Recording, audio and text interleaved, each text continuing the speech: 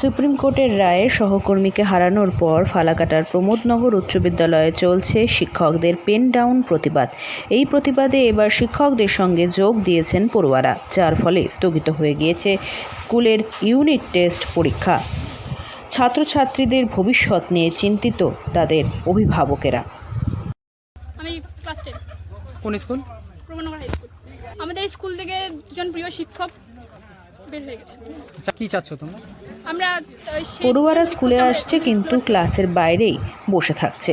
স্কুলে ক্লাস করছে না তারা। স্কুলের 400 জন পড়ুয়াকে এভাবেই প্রতিবাদ জানাতে দেখা যাচ্ছে। চা বাগান ঘেঁষা প্রত্যন্ত এলাকায় রয়েছে প্রমোদনগর উচ্চ বিদ্যালয়। এই স্কুলটি যে দুজনের চাকরি গিয়েছে তাদের মধ্যে একজন অঙ্কের শিক্ষক, অপরজন বাংলার শিক্ষক।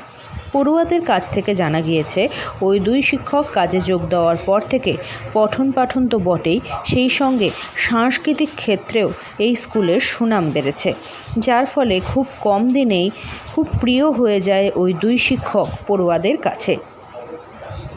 পড়ুয়াদের প্রিয় এই দুই শিক্ষকের চাকরি যাওয়া মেনে নিতে পারছেন না কেউই।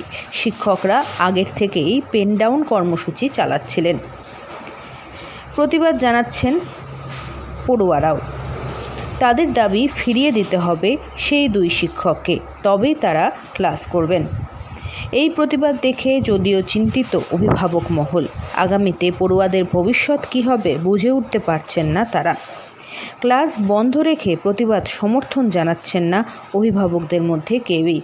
এদিকে স্কুলের প্রধান শিক্ষক এই বিষয়ে মুখ খুলতে নারাজ।